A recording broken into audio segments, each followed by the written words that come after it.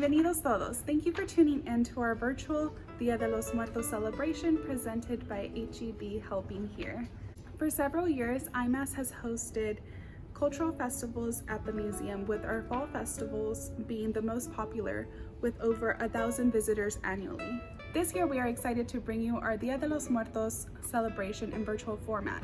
We honor this holiday to keep its cultural traditions alive and bring awareness to the event and its purpose of celebrating life.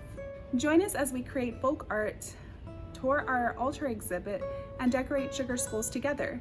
We will start with the kit unpacking if you received one. If you weren't able to get one, you can still tune in. After the kit unpacking, watch a performance by UTRGV Ballet Folklorico.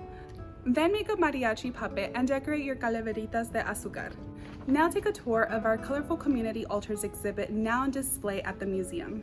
Special thanks to our community partners, McAllen Public Library, Boys and Girls Club of McAllen, Valley Symphony Orchestra, McAllen Public Utility, Mission Historical Museum, and the Center for Latin American Arts at UTRGV.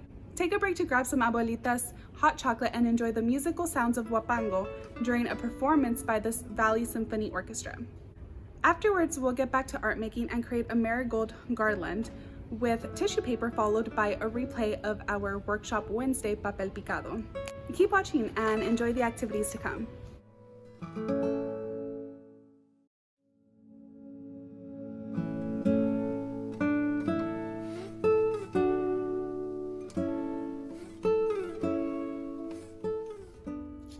I'm Claudia with the IMAS, and I will be showing you what you received in your Dia de los Muertos celebration bag.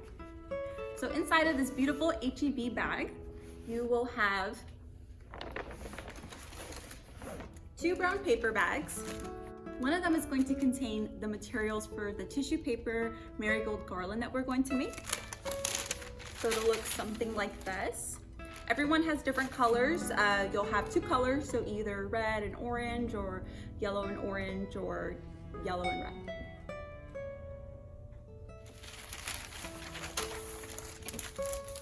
In the other bag, you will have your mariachi puppet materials.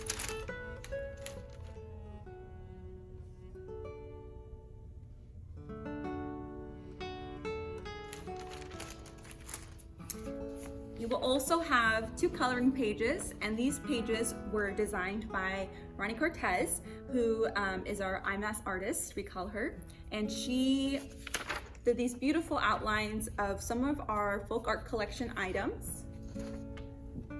And so you can color these and tag us using the hashtag IMASartist, because we would love to see what colorful designs you come up with.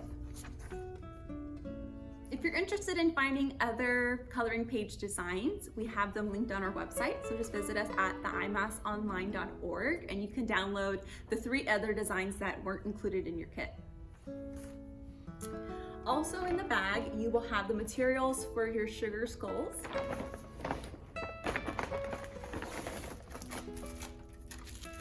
So everyone will get 2 sugar skulls on some type of plate, and they are nicely tied up for you.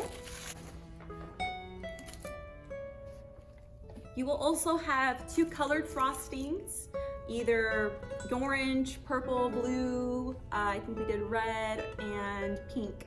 So any 2 of those colors. And you will also have like a black or gray color. And this is going to be really helpful when you decorate your sugar skulls for doing any outlining or drawing the mouth part.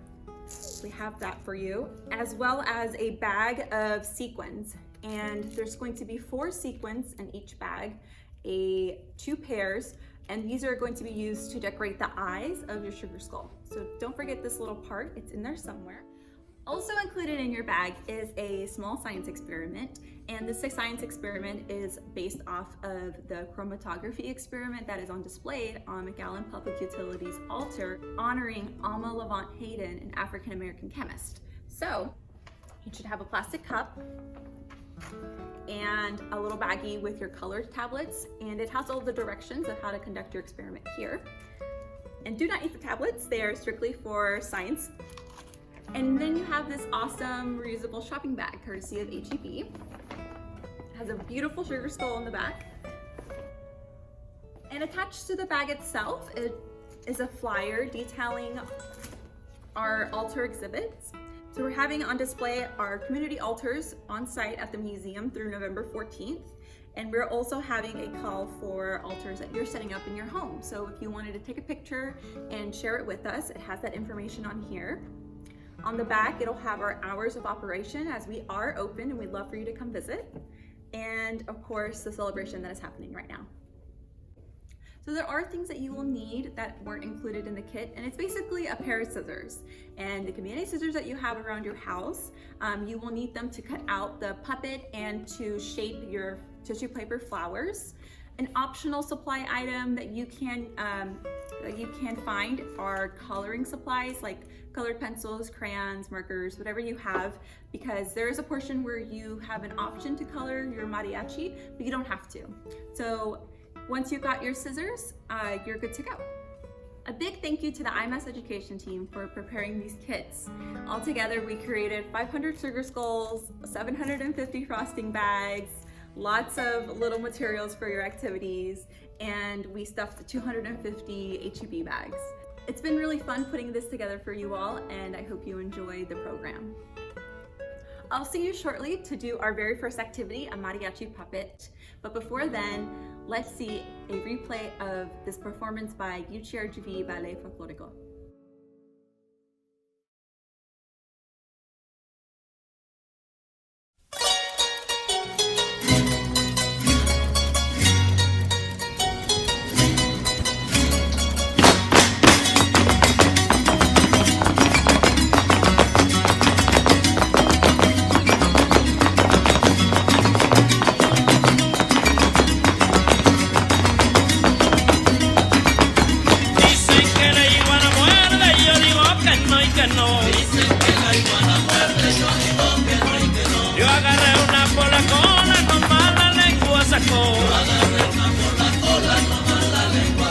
Iguana mía, que hasta dónde vas, que voy para el pueblo de Soledad. Que será mentira, será verdad lo que anda diciendo la gente allá. Cuando voy para el pueblo no hay novedad, que si no hubiera casualidad. Que tarita fea, que iguana tan fea, que se sube al palo y se zaratea.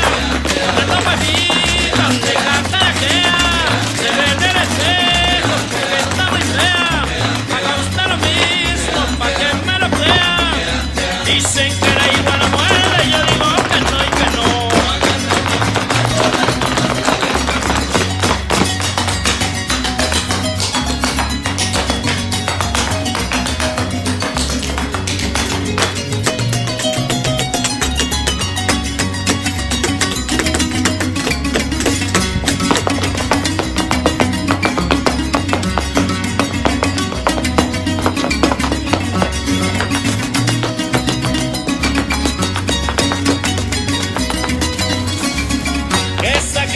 Que verdea en medio de la sabana. Es aquello que verdea en medio de la sabana.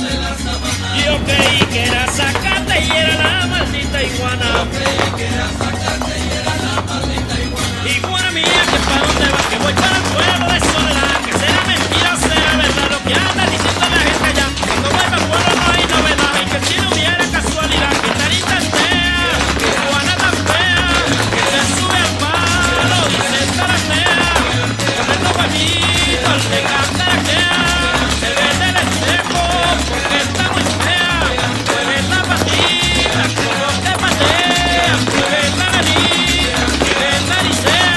Mueve la pancita como que pancea, mueve las orejas como que orejea. Mueve la colita como que colea. Haga usted lo mismo que me lo crea. Es aquello que verdea en medio de la sabana.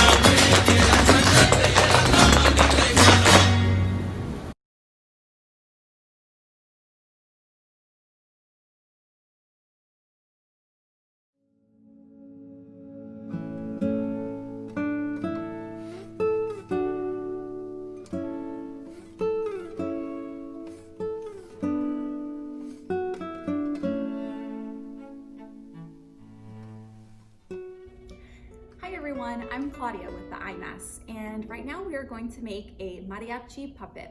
So if you'd like to join along with me, in your kit you'll find one of these, and inside you'll find a template for your mariachi puppet.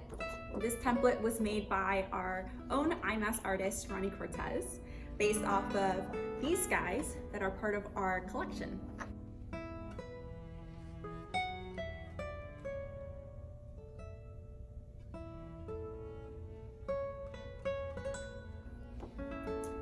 So puppets are a very popular toy for Dia de los Muertos.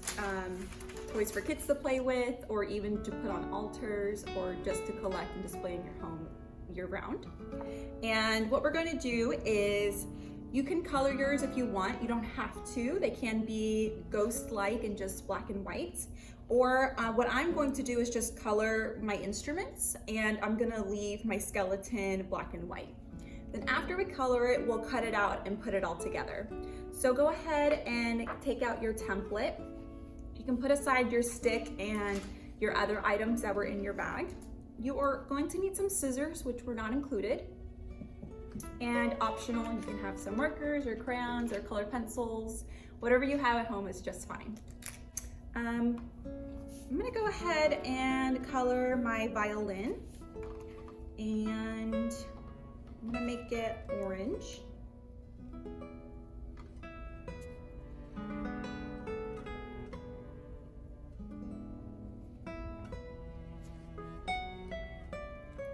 And then I'm gonna make my wooden parts a little bit more brown.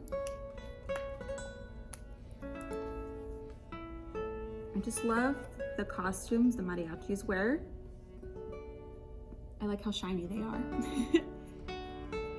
I remember the first time I saw a mariachi band was in Mexico, and I was so excited. I had never seen anything like that. Sometimes at school we saw like some people play instruments, but never a group of players, and with their outfits and the boots and the hats, it makes it so festive. I love watching them.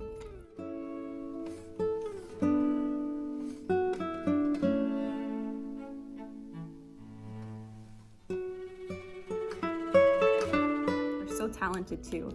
I don't play any instruments. I'm not musically talented at all, so I'm just easily impressed with anybody that can sing or dance or play music.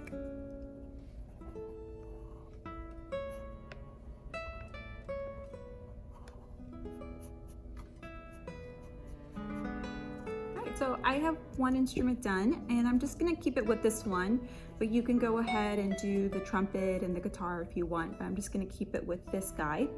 And like I said, you can color your mariachi if you like. If you wanna color the clothes or the sombrero, you can, but I'm just gonna leave it black and white. Actually, I do wanna color his little bow here. I think that'd be cute. As a pop-up color. I'm gonna take my scissors and I'm going to cut out all the pieces. Make sure not to cut this off. You wanna leave this part on, because that's how we're gonna connect the arms so that they move like a puppet. It's interesting that people collect puppets actually. There's a whole museum dedicated to them in Mexico. And we have lots of puppets here on display in our folk art gallery. I like to cut my pieces out first from the paper and then go back and cut a little bit better. Because for me, I'm left-handed and it's a little bit difficult to cut. And I'm just gonna get a little bit closer. It's okay to leave white space. You don't have to get exactly on the outline. I'm just gonna get in between the pants here, so that way its legs have a little bit more movement, but you can leave them connected if you'd like. And then cutting around the boots. Could you imagine making a costume like this, how long it would take? To put all the details, all the embroidery, just so beautiful, especially the hats. I believe normally all of the outfits and the hats, besides, you know, the belts and the boots and stuff, are typically embroidered with silk and sequins and beads. And our little guys here, we have some shiny sequins and some beads and some applique here. My favorite part is the back, which you can't really see, so let me show you. This giant piece back here. I just love that there's so much detail put into it. And then of course these guys are made out of wood. And these hats, I think they are paper.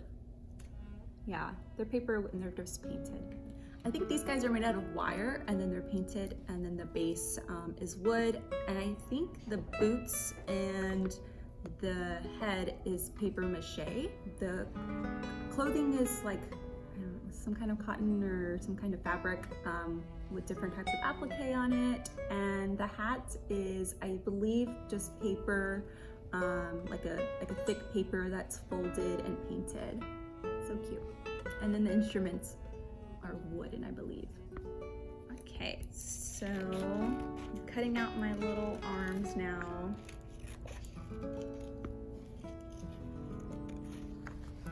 I'm gonna cut out my instrument. Like I said, I just like to cut it, the whole piece out first and then go back and get more into detail.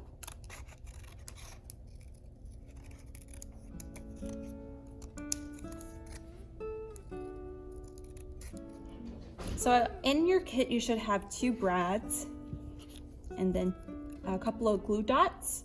So each dot is gonna act like a little glue to stick your instrument and your stick on. First, we're gonna do the arms. So for the arms, you're just going to take your brad and you're going to push it through one arm. You're gonna have to push a little hard to poke it through the cardstock. And if you're having trouble and you're afraid that the paper's gonna rip, you can just take like a scissor and poke a hole, or a pencil and poke a hole. And then you're gonna take the brad again and you're gonna poke the hole through the circle that's drawn here. There we go. Okay, now you're gonna take that out. So I poked my holes, I'm gonna continue poking my holes.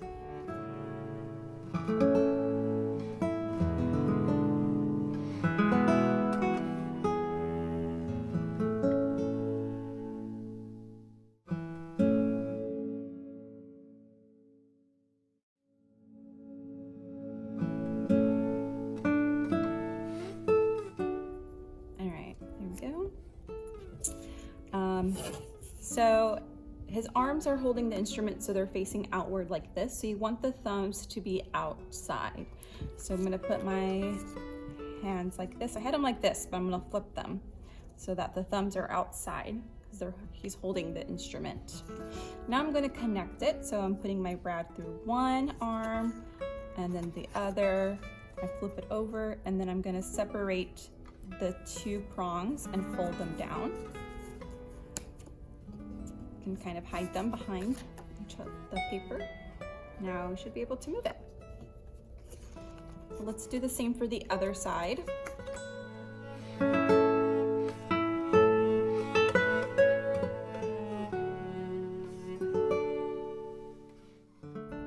we go. Okay, now I'm gonna take one of my glue dots, and what you do is you just peel it off, and then the side that it came off on. First I'm gonna think about how I'm gonna glue it. So I think I'm just gonna have him sort of like hold it like that. So I'm gonna stick my glue dot to the back of it.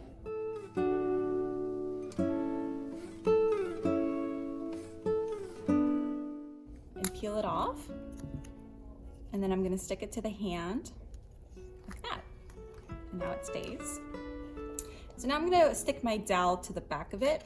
You can use a wooden stick or anything you have, but this is gonna really allow you to get a good grip on it. You don't want to use anything that's too short because then you won't be able to hold the puppet. Sometimes, most puppets actually, they have strings on the back, which is how they're able to move the hands and the legs or any other part of the puppet. Again, you're gonna peel it and then stick it to the dowel and then peel this part off. This one's gonna be a little bit harder to get off. All right. And then what I'm gonna do is I'm just gonna like make sure that the whole glue dot is on the stick, on the back side of it. You don't want it to wrap around because then this side is gonna be sticky. So just one side of the dowel. And I'm gonna stick it about between its shoulders in the back and push it down. Make sure it's nice and sticky. All right, and now we've got a little puppet guy here. You can move move the arms around. And if you didn't like maybe the instrument that you chose, you can always just take it off. It is gonna rip a little bit, but if you wanted to pick one of the other instruments, maybe you can cover where it's gonna rip. You can just use any kind of glue, or if you have another glue dot, you can just restick it on there too. But it is permanent, so it is gonna tear it if you take it off. And then if you decide later that you wanted to color your guy, you totally could. Just be careful because the dowel's in the back, and so you might want to be careful where you color there.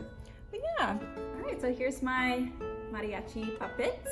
And if you weren't able to pick up a kit, you can just go to our website, imasonline.org, and go to our Day of the Dead page, and you'll be able to find the template of this guy where you can download it and print it at home.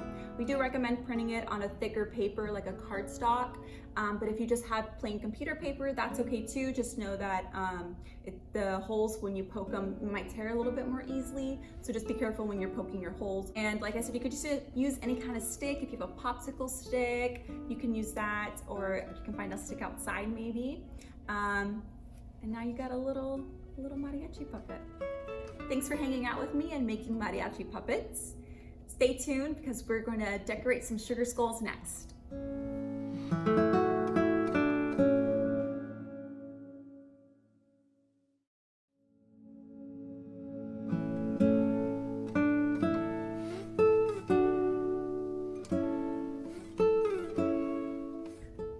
Now time for the activity that you're probably most excited for. I'm really excited too. We are going to decorate a sugar skull together. Now in your HEB bag, you would have gotten 2 small sugar skulls just like this. And they're on a plate, so you can open up your little baggie and take your sugar skull out and just have them ready on the plate. So the plate's gonna give you a little place to put the frosting on that's extra, and just a surface to decorate on. That way you don't have to get your tables dirty. Also in your HEB bag, you would have had a little baggie of sequins. Now these are really important because we're gonna decorate the eyes later, and I'm gonna show you how to do that with this. Also in your bag, you should have some frosting bags. You should have a black or like a gray one, and then a colored one. I have a blue one right here with me that I'm going to be using to decorate my skull. What you're going to need that's not included in the bag is a pair of scissors, just so you can snip off the little tip of the frosting bag. Or if you don't have scissors, you can just use like a kitchen knife or something to sort of cut off the tip. Now, before you go ahead and cut that off, I want to explain to you that if you've never used a frosting bag before, or a pastry bag, basically, however big you cut the hole, that's how much frosting is going to come out. So if you want just a little bit of frosting so you can do some very detailed work, you just want to cut off like a cup, like maybe 2 centimeters, a little piece. If you want it to be a little bit wider of some frosting markings, you can cut a bigger hole. So I'm just gonna cut like a little tiny hole you'll see here, because I want to do some detailed work.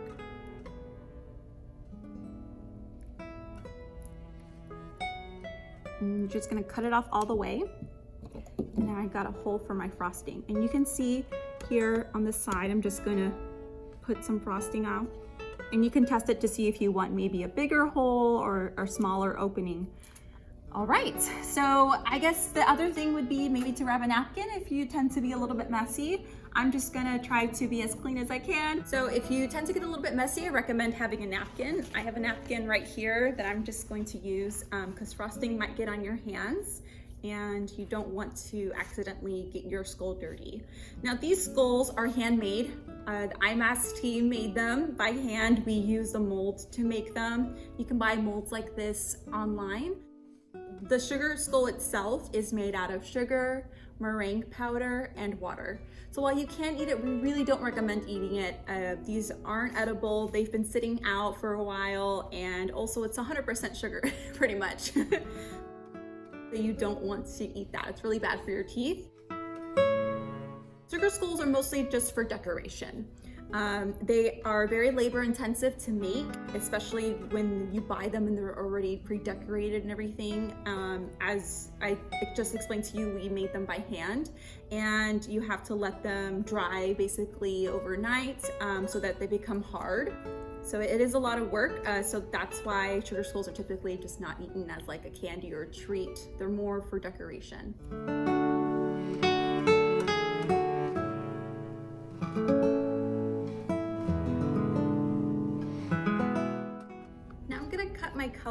The tip off of my colored frosting here. And again, I'm just gonna make a little opening. And sugar skulls are really cool. I like them because they're so colorful. So if you have more frosting colors at home, you can definitely add some more color onto it. But I'm just gonna do a couple of like different types of shaped lines, some curved lines and some zigzag lines. I'll show you how I do that. But I just wanted to explain too that sugar skulls are typically placed on altars that are for a particular person. So sometimes you might see sugar skulls with maybe a piece of foil on the forehead or something like that. That's typically for you to write the name of the person in which you're honoring them with your altar. For example, if I was honoring a past family member, I would perhaps write their name somewhere nearby or on the skull. That's traditional. I'm not going to do that though. I just really want to focus on filling in the design part of it, but you can do that if you'd like. I'm just not, it's a little small and I'm not very good with frosting. So if you are that talented, go ahead. All right, so let's go ahead and get started. I want to think about what I want to do first before I just go ahead and do it. Or you can just go with the flow and just try it out and see how you like it. Or you can even use your sugar skull bag as a reference. So I'm gonna actually do that for the little leaf parts. As you can tell, my sugar skull makeup, I just really like the more simple sugar skull look, but you can go as crazy as you would like with the colors. So when you are using the bags, it's best to just use light pressure, sort of like in the middle here, and just gently push it out and you'll see that the frosting comes out. If you push it too hard, you'll just have like a big gunk of frosting come out. I'm gonna go back and use the tip of my frosting bag to sort of shape it. And then you can use your plate to clean off the tip so you can get a nice clean line next time. Okay, I'm just gonna finish with this mouth part. And feel free to turn your sugar skull around so you can get closer to where you're trying to apply it. Now I'm gonna go this way to make the teeth markings sort of like this, because it's a skull, right? So typically you see the indentions of where the teeth might go.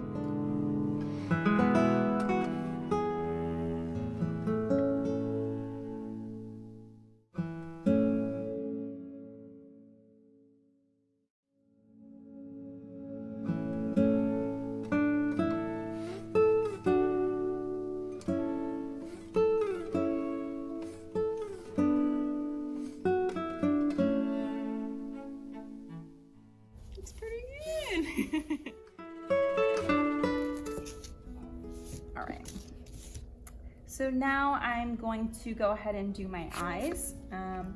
And typically for sugar skulls, you see very shiny eyes. You can get like a colored foil or a regular foil at home and cut it to the size of your eye socket and then color it with some permanent marker for it to be colored. But we just have some sequins for you. So I'm gonna open my sequin bag and I'm gonna decide which color I want. I'm gonna do the green one, so we're doing blue frosting. I'm just gonna put a little bit in the eye socket and then a little bit in this eye socket here too. And then I'll take my sequin and just plop it on there like that. Now the other one. Cute. Now our skull has some reflective eyes.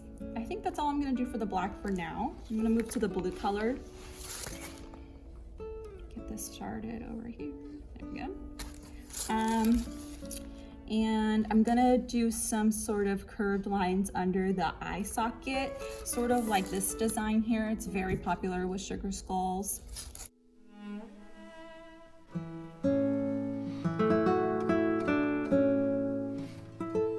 Everybody got different colored frosting in their bags. You might have gotten pink or purple or orange or green or something else.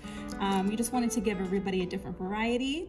So as you can see, I'm just kind of taking my time with it and making sure I like my line before I cut the frosting off. I'm gonna do this eye here and turn it.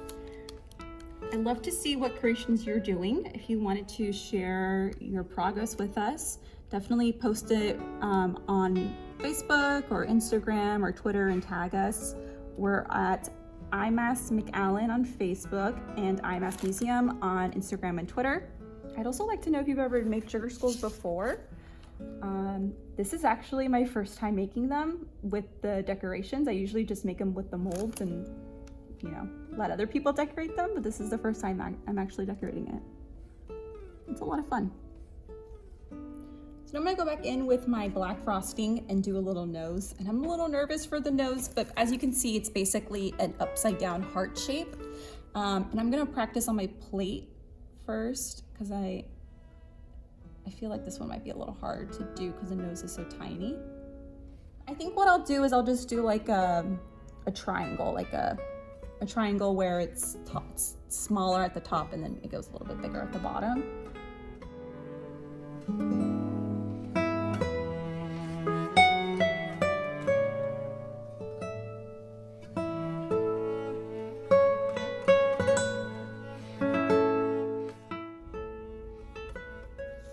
Yeah, that's good. Okay. And now I'm going to do with the black, I'm gonna go in and I'm gonna make these sort of vine lines for my leaf.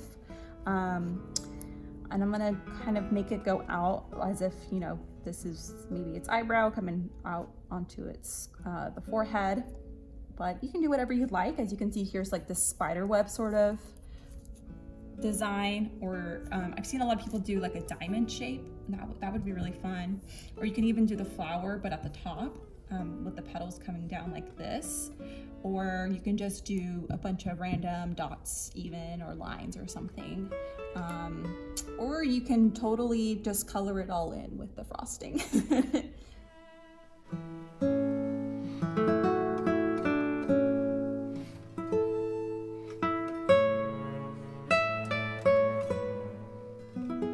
I'm gonna take my blue and I'm gonna sort of do like a leaf shape. So like that, just kind of taking it up and out.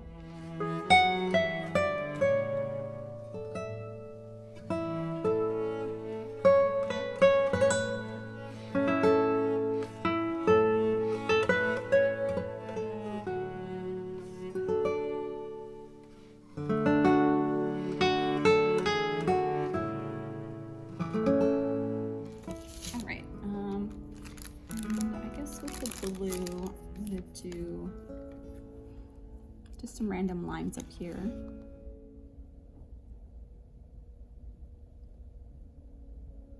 then in the back, I'm just gonna do like maybe a flower.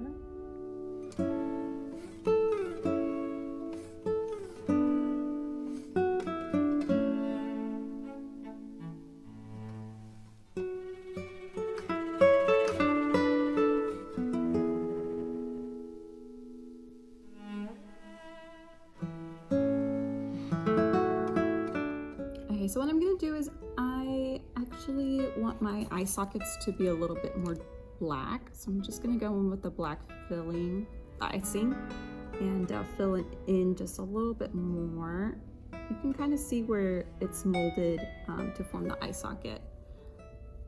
Be very careful picking it up. There we go.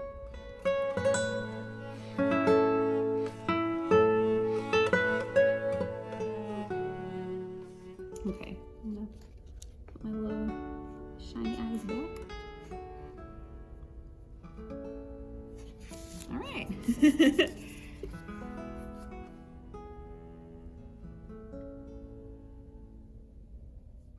All right, so I have my finished sugar skull here, and I'm actually gonna go ahead and put it on my altar at home I have for my brother.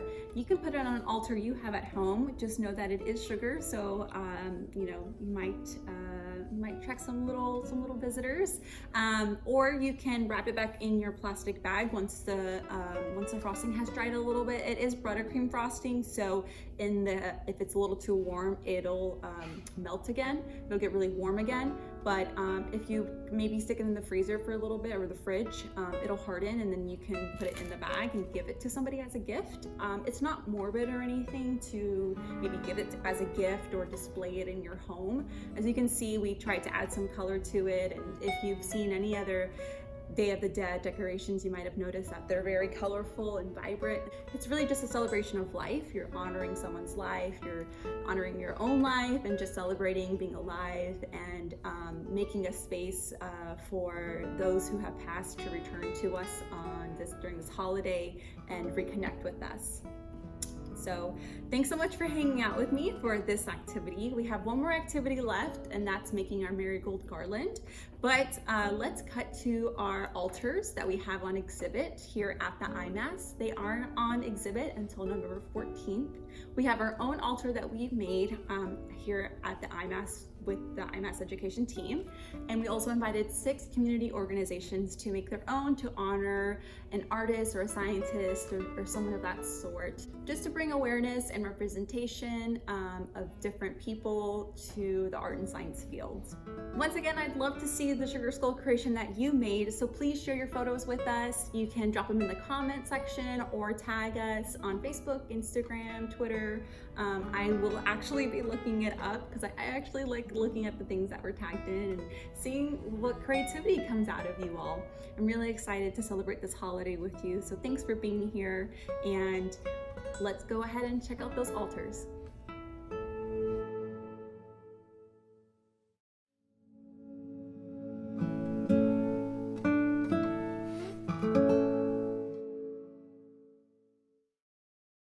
The International Museum of Art and Science presents our Altars exhibit, featuring 6 community partners and their altars. The Boys and Girls Club of McAllen is honoring Frida Kahlo, born Magdalena Carmen Frida Kahlo y Calderón. Frida was a Mexican painter known for her many portraits, self-portraits, and works inspired by the nature and artifacts of Mexico. Inspired by the country's popular culture, she employed a naive folk art style to explore questions of identity, post-colonialism, gender, class, and race in Mexican society. Her paintings often had strong autobiographical elements and mixed realism with fantasy. In addition to belonging to the post-revolutionary Mexicayote movement, which sought to define a Mexican identity, Kahlo has been described as a surrealist or magical realist. Hello, this is Daniel Imbong, a representative of the Center for Latin American Arts at the University of Texas, Rio Grande Valley, and today we are honoring Oscar de la Renta. Dominican Republican fashion designer Oscar de la Renta, 1932 to 2014, is best known for his modern evening gowns, dressing dignitaries such as Jacqueline Kennedy, Michelle Obama, as well as celebrities, including Sarah Jessica Parker, for decades. At age 18, Oscar departed from his hometown of Santo Domingo to pursue painting at the Academy of San Fernando in Madrid, and later apprenticed under fashion designer Cristobal Balenciaga. By 1965, De La Renta opened his ready-to-wear line, which was venerated by fashion designers worldwide. Synonymous with sophistication and elegance, Oscar embraced his Latino heritage through his usage of ruffles, lace, statement jewelry, and vibrant color palettes. He also supported nonprofit cultural organizations in NYC, such as the New Yorkers for Children, the Americas Society, and the Spanish Institute. Oscar served as the president of the Council of Fashion Designers of America during 1973 to 1976 and 1986 through 1988. The Center for Latin American Arts at the University of Texas, Rio Grande Valley would like to extend its gratitude to the IMAS. Our altar is dedicated to the Mexican artist, Jose Guadalupe Posada. What we find fascinating about his artwork is during a time where the people of the community were mostly illiterate, these images serve more than just being aesthetically pleasing. They were a way to communicate to people of all different types and all different classes throughout Mexico. His image, that's most famously known as the Calavera, was actually first called the Garbancera. It was thanks to Diego Rivera that is now known as the Calavera, which is the image that's most commonly used today, especially during Dia de los Muertos. The Mission Historical Museum is extremely proud and pleased to participate in this year's Dia de los Muertos altar exhibit at the International Museum of Arts and Sciences. Hi, I'm Jessica Salinas with McAllen Public Utility. Here we're featuring Alma Levant Hayden, who is an American chemist and one of the first African American women to gain a scientist position at a science agency in Washington, D.C.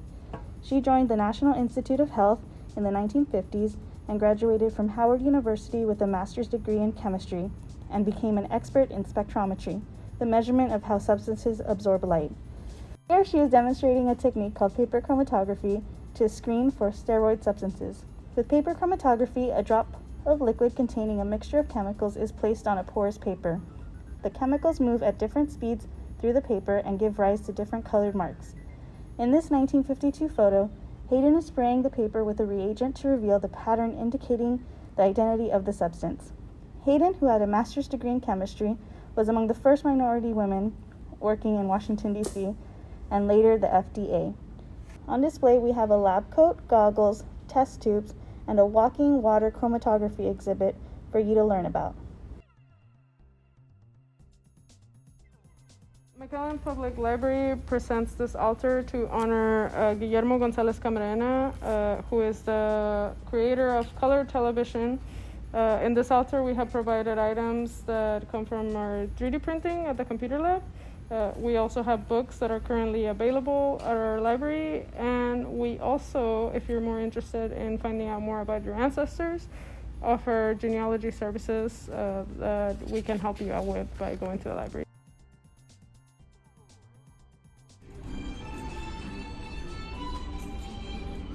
Founded in 1952, the Valley Symphony Orchestra has been a significant part of the arts community of the Rio Grande Valley ever since. Under the direction of Maestro Peter Dabrowski, the orchestra frequently promotes music related to the culture of the region, performing classical music works by Mexican composers and collaborating with mariachi ensembles.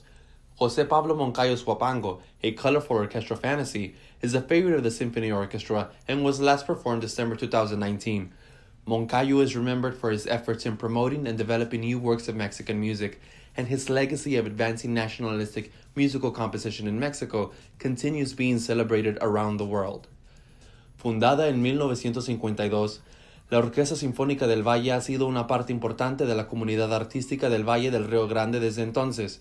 Bajo la dirección del maestro Peter Dabrowski, la orquesta frecuentemente promueve música relacionada con la cultura de la región, interpretando obras de música clásica de compositores mexicanos y colaborando con conjuntos de mariachis. El Huapango de José Pablo Moncayo, una colorida fantasía orquestal, es un favorito de la orquesta y se interpretó por última vez en diciembre de 2019. Moncayo es recordado por sus esfuerzos en la promoción y desarrollo de nuevas obras de la música mexicana, y su legado de promover la composición musical nacionalista en México sigue celebrándose a través del mundo. This year, in lieu of public altars hosted on site, the museum invites individuals, families, and groups to submit photos of altars they have made in their homes and personal spaces. The IMAS is honoring Kaplana Chawla, the first Indian-born American astronaut to go to space. Visit theimasonline.org today to submit a photo of your altar and participate this Dia de los Muertos. The IMAS is open Thursday, Friday, and Saturday from 10 a.m. to 1 p.m. and from 2 p.m. to 5 p.m. Admission is reduced to $1 currently for all visitors ages 4 and above. Our youngest visitors and our IMAS members are always free. See you soon at the IMAS. Hi everyone, my name is Yalitza Garcia from the International Museum of Art and Science in McAllen, Texas. Today I am here to talk to you about our Dia de los Muertos or Day of the Dead celebration. You are joining me today in Cárdenas Gallery, where we have set up an altar in honor of Kaplana Chawla, a NASA astronaut.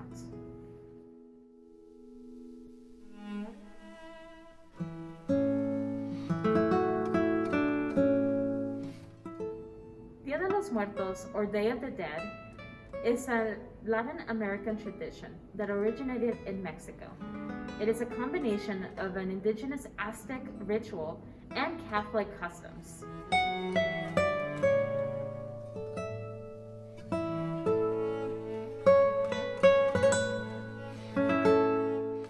Dia de los Muertos is celebrated on November 1st and 2nd. On November 1st, we honor the lives of children, and on November 2nd, we honor the lives of adults. Dia de los Muertos helps us celebrate the lives of those who are no longer here. These can include dear family members, celebrities, or people we admired throughout our lives. Many people across Mexico and other Latin American countries set up altars to remember their lives and to welcome them back. These altars are beautiful representations of that person's life.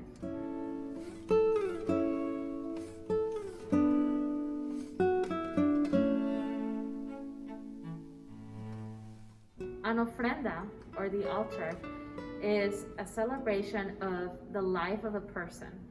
An ofrenda can include anything that the person held dear.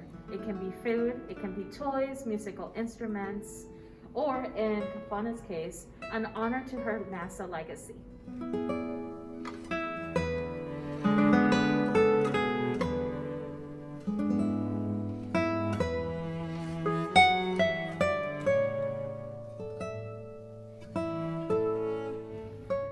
Other things that the altars can include are things that symbolize the elements of the earth. These include fire, earth, water, and air. Candles are placed on the altar to represent fire.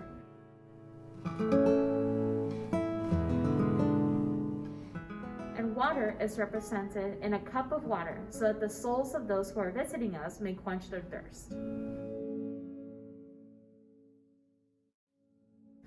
Papel Picado is set up on the altar to channel and to represent air and wind. Earth is represented by fruits and flowers, which can only be found here. Often, marigolds, which can come in orange or purple, are set up on the altar.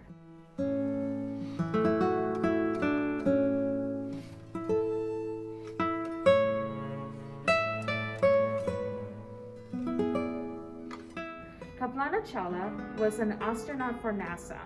She passed away on February 1st, 2003.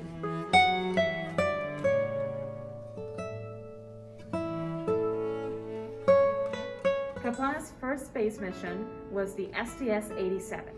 In the STS-87, Capuana was in charge of managing and maintaining the robotic arm.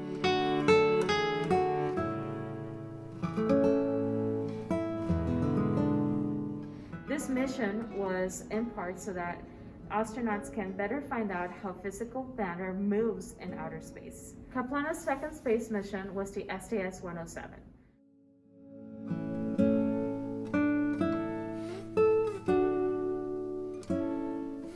Unfortunately, none of the scientists aboard the STS-107 would make it, as the spacecraft exploded before it could make landfall on Earth.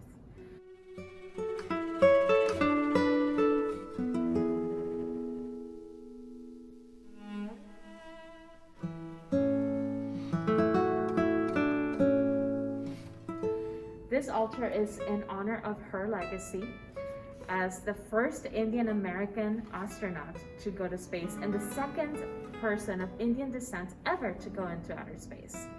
Capuana was a woman who loved hiking and she loved flying.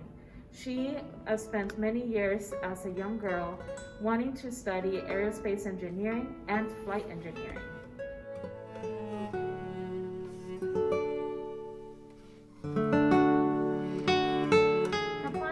Degree in aerospace engineering from a college in India called Punjab Engineering College. Then went on to get a master's from the University of Texas in aerospace engineering as well, and then later on a doctorate degree from the University of Colorado. After her passing, a foundation was set up in her honor to give opportunities to young Indian women to study math, technology, and science. With this altar, IMAS wants to say thank you, Capuana, for dedicating your life to the pursuit of science.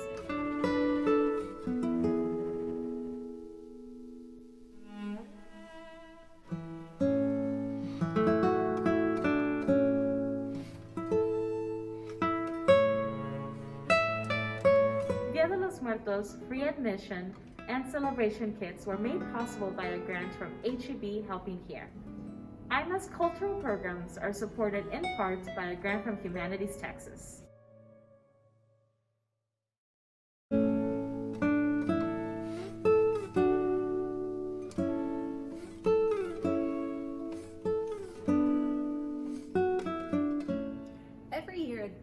IMAS puts on a display of colorful altars, and we always invite members of the community to make their own altar display. However, this year is a little bit different. Your safety and our safety is our top concern. And for that reason, we invited community organizations to come and create their altar displays at the museum. But you can still participate with us. We are inviting community members to submit photos of altars that they have in their homes, maybe at your place of work or somewhere else in the community. We would love to still see them.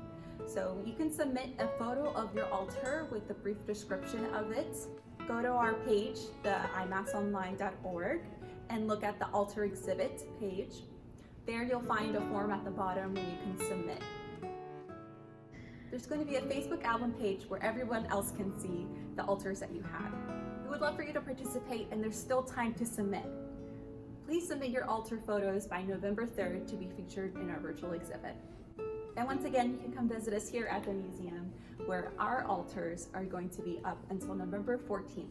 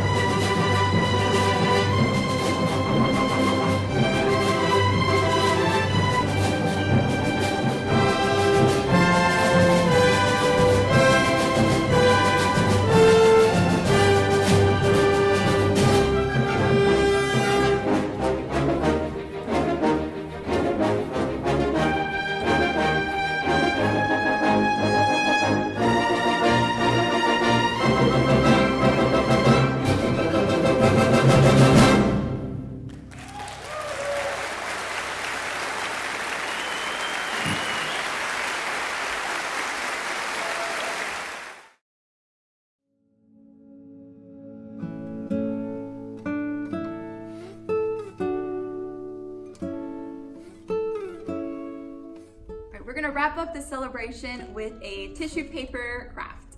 So we are going to make marigold flowers from tissue paper. Marigolds are also called Aztec flowers, flowers of the dead, or more traditionally, cempasúchil.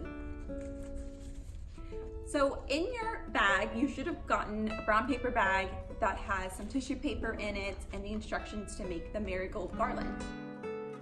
I'm gonna show you step by step how to do that. Here I have some tissue paper.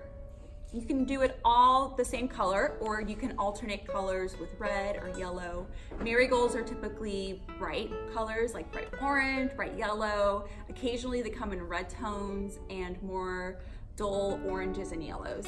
So it's a variety of all of those colors. They're very beautiful if you haven't seen them in person. They're very fragrant. And so the purpose of these flowers during the Day of the Dead celebration is to be placed on altars, and their vibrant color and fragrant scent actually guide the spirits back to the altars that are in your home or placed somewhere else, sort of as a little pathway for them. So that's what we're going to do today. Make a garland that you can hang in your altar, or you can hang in your home, and celebrate with us. So what you're going to need: tissue paper, twine or string, and some scissors. Now scissors are not necessary, but if you wanted to get the petal shapes of the flower, it is important to have scissors so you can make the curve. All right, let's get started. So you will need 4 pieces of the same color tissue paper. Here I have orange, so I'm going to just count out 4 sheets. 1, 2, 3, 4. And I'll set this aside for my other flowers. Because we're doing a garland like this, we're gonna do about 5 to 6 flowers on our garland. If you wanted your flower to be a little bit more full, you could do 5 or 6 sheets, but 4 is gonna give you about this fullness. And just know that the more sheets you add, the harder it is to cut the shape, because the thicker the paper is going to be, and I wouldn't do more than 6. So you're gonna stack your papers up just to make sure that they're all lined up, and then you're gonna turn it vertical so that it's long ways. And what I'm going to do is I'm gonna start making folds, an accordion fold, at about 1/2 inch wide. So here, if you wanna fold with me, we're gonna fold first, about 1/2 inch, straight line there, and then flip it over. And now take that folded end and bring it away from you to make another fold. So this is what it should look like right now. And this back and forth fold is called an accordion fold. You can flip it over again and keep on folding it until there's no more paper left.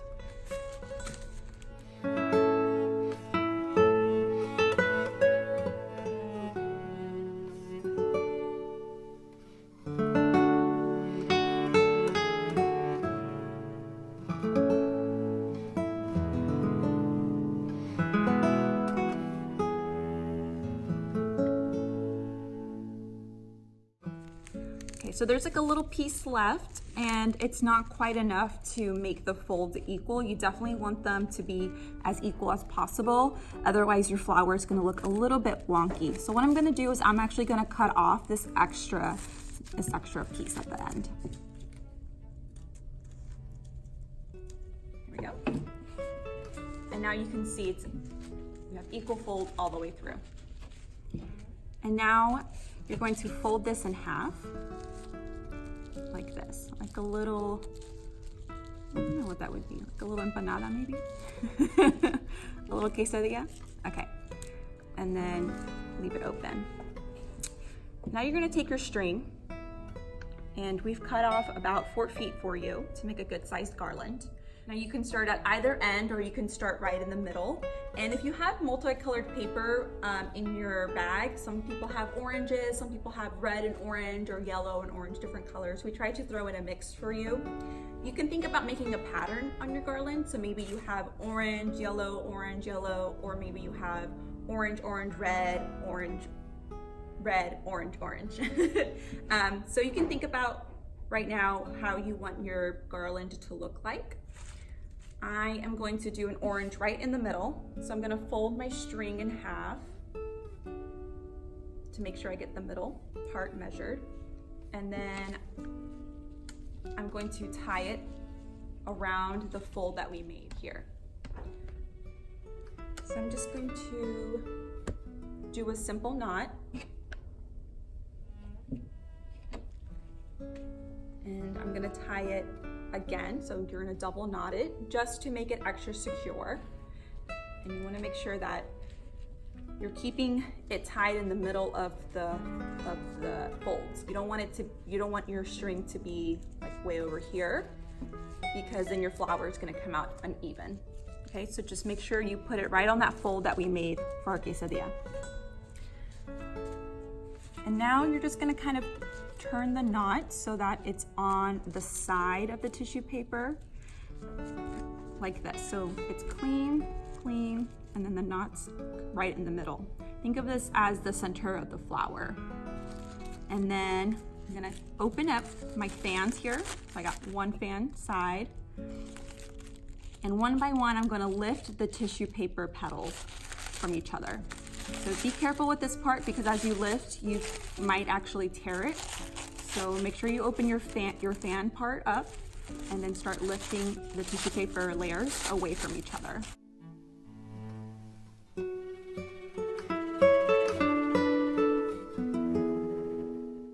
Can you see the flower starting to form? So you might see that my petals don't look exactly the same. And this is just the example, say if you don't have scissors, of what it's gonna look like. And we'll do another flower here where I'll show you, if you wanted to cut it, how to do the curved parts. But it is a little bit difficult, especially if you're not very good with scissors, because the thickness of the paper is difficult to cut. So I'm gonna do my other side here. Again, opening my fan and then lifting my layers away from each other, starting with the top layer. And remember, we had 4 pieces of tissue paper stacked, so that means I have 4 layers.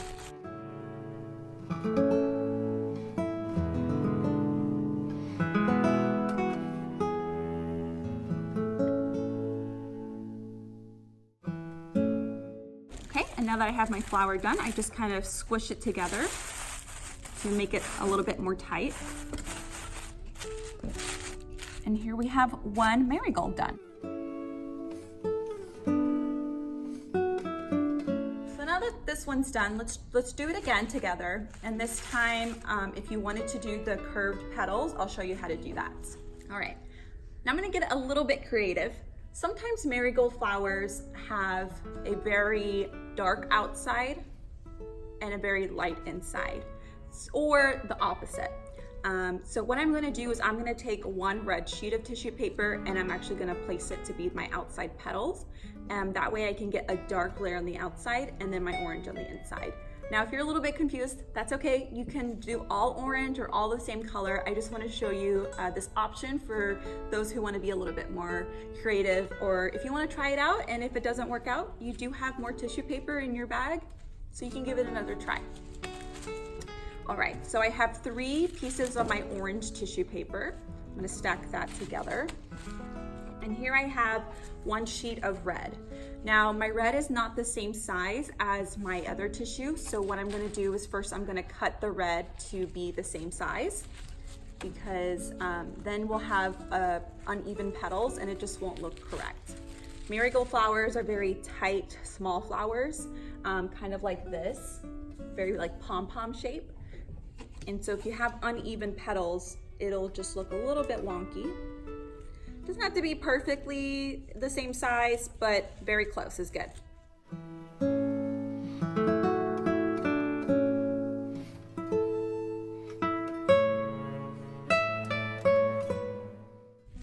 And marigolds are actually native to Mexico, which is why they're the flower that was chosen kind of as part of this celebration.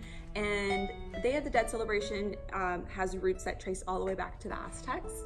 And the Aztecs actually have their own death celebrations as a way to honor life, just the same as Dia de los Muertos.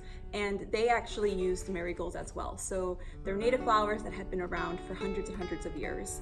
And now they're kind of in other parts of the world, so you might hear of other marigold varieties, such as African marigold, but that's kind of why they're very important to this cultural holiday. It's because it's from Mexico. All right, so now I have my red, which is gonna be my last, the one at the bottom of the stack. And then I'm gonna put my 3 orange on top, stack them together. And now we are going to do the accordion fold again. So remember, about a 1/2 inch fold, and then you want it to look like an accordion. And if you don't know what an inch is, or about a 1/2 inch, and you don't have a ruler with you, you can definitely guess, but about an inch is like the size of your knuckle, and so if you want to just kind of use that as a frame of reference, you can. So fold 1/2 inch, and then we're gonna flip it over and fold another 1/2 inch. Remember, we want even folds all the way down. And I'm pressing firmly to make creases, and that's really going to give your flower some shape.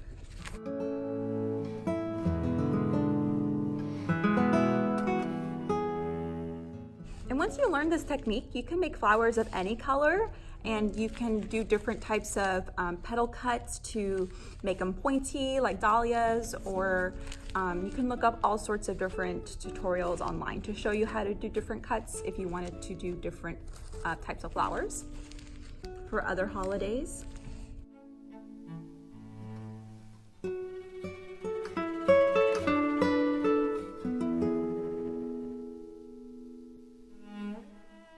I just have a little bit extra that I'm going to cut off.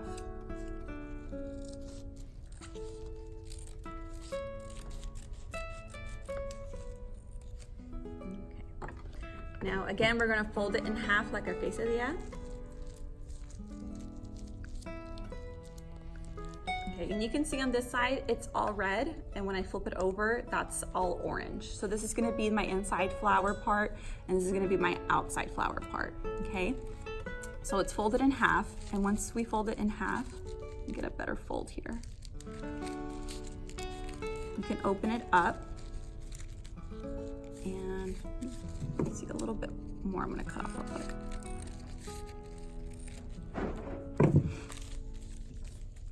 Okay, once you fold it in half, open it up again, and now we're going to flatten this part at the end here. So this is the part that's opened, and we're gonna cut a little rounded curve. And just take your time and be slow with this. What I like to do is cut the ends off first and then do the middle curve.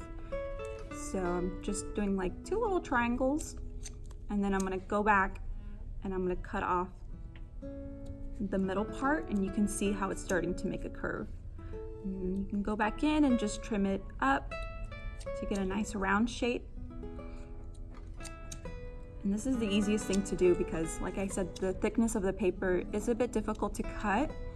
Okay, there's my round petal shape now.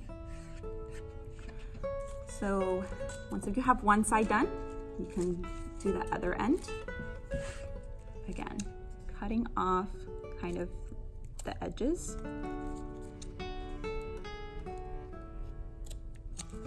Okay, and then now going back and rounding it out.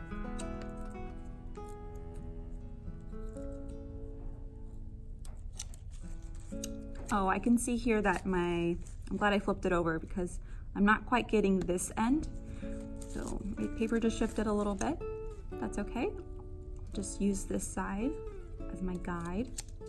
I want to get all of the tissue paper. All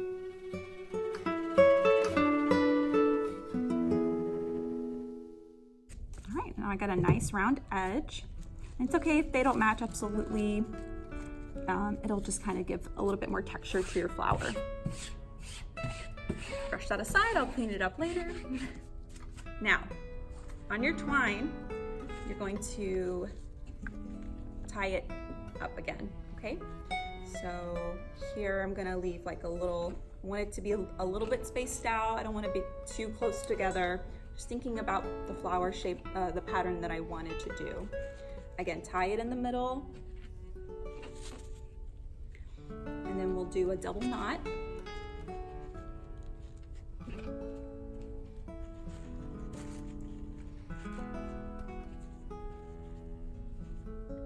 Okay, and remember I had my red, so I'm going to turn this away from the knot and make sure that the knot is where all of my orange is. So my red's at the bottom, my orange is there, and my knot, which is the center of the flower, is on top of the orange. And again, open it up so you have your fan shape here, and then start pulling it apart. So we'll do these inner layers.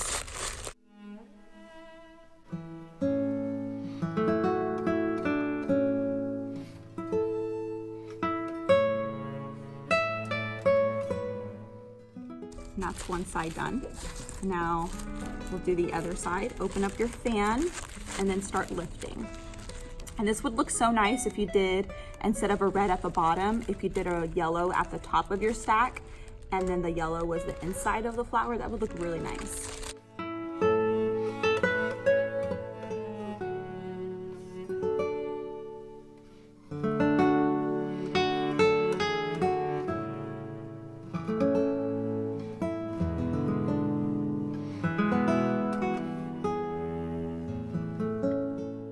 Now what I love about doing these paper flowers is it gives us such a delicate look, and this reminds me of just Papel Picado, like the delicacy of it, and the idea that nothing lasts forever, that things are in cycles of life and death, and it's just, I don't know, I like working with paper and remembering that this is tied to the holiday.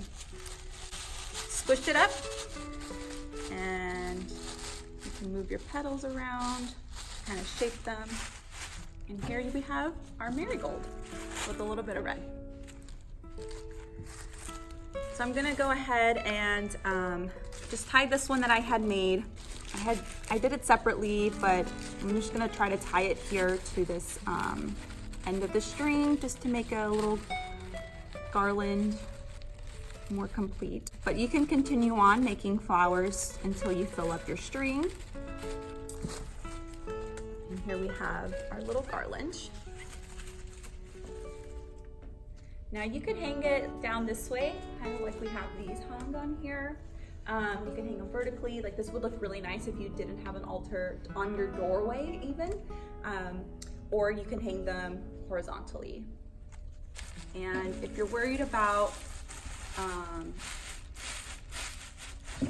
them like twisting around, what you can do is actually just take a little bit of tape and tape the string like in the back, just to make sure that it doesn't come off or anything or doesn't move around. Okay, so you can see I have a little bit extra room for maybe 2 more flowers, and I will finish that up later and I'll show you guys the final result.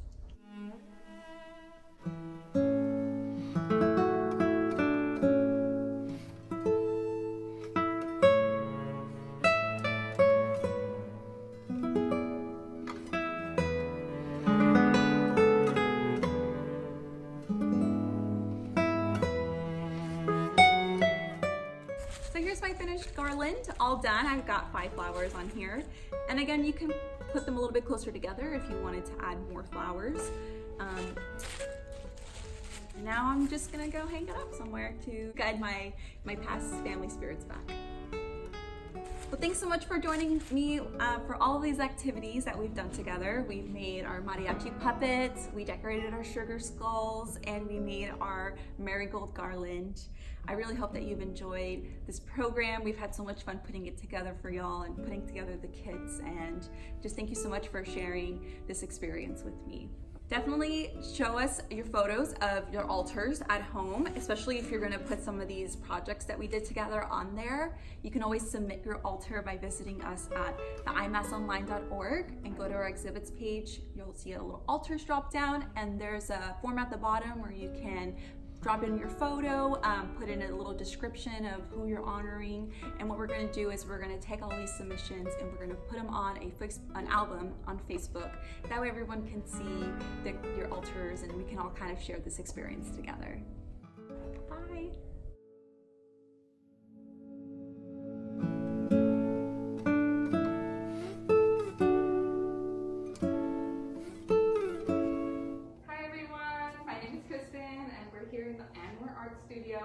Today we are going to do a very special workshop Wednesday, and it's going to be about Papel Picado. We're going to be doing some free examples, and in your kit you should have gotten some instructions in English and in Spanish for these designs. And within your kit you should have also gotten some tacky glue, which we're going to be using this towards almost the end, some twine, so we can string our papel picado. Some scissors. These scissors are kind of sharp, so if you have little ones and you want to assist them, please do so they won't cut themselves. They also have like a little ruler, so that's pretty cute. And then you have about 6 sheets of tissue paper. Again, we're going to be doing papel picado. If anyone's just joining us, please let me know where you're tuning in from, what your grade level is or your age. And if you love doing papel picado, or if this is even your first time doing papel picado. Before we get started, I'm just going to say thank you, HEB Helping Here, for supporting this workshop. And Humanities Texas is also supporting the Dia de los Muertos virtual workshop, which is going to be next week. Those kits will need to be picked up this Saturday from 10 to 5 p.m. And then some other upcoming events. We're also having our free admission days from starting tomorrow to the 31st, which is this Saturday. And then we are also having our Spooky Science from October 29th to October 30th. So it's a 2-day virtual, I believe, Facebook Live event led by our educator, Selena. And then on display, we also have our altars exhibit, and that will be until November 14th. So again, if you're just tuning in, please let me know your name or your age or your grade level, and let me know if you're interested in learning Papel Picado. I'm really excited because this is actually my first time doing Papel Picado, and there's like a very little distinction with making snowflakes, since there's a lot of folding involved in some of the designs. So some examples that I made for your instructions. It's kind of like this little flower here. And so this is very intricate and involved a lot of folding. And so when my helper Selena moves the camera forward or around me closer, you'll see that it has a lot of folds. And if you want to get your papel picado to be out straight and even, you can put some heavy weights on top of it and it'll flatten them out. You can leave that on top of them for a couple hours, maybe like a day. And this is another example that I made from your instructions. And this is kind of super easy to make. There's at least 17 steps for this one. And then on my table here, this is kind of what we're gonna go for.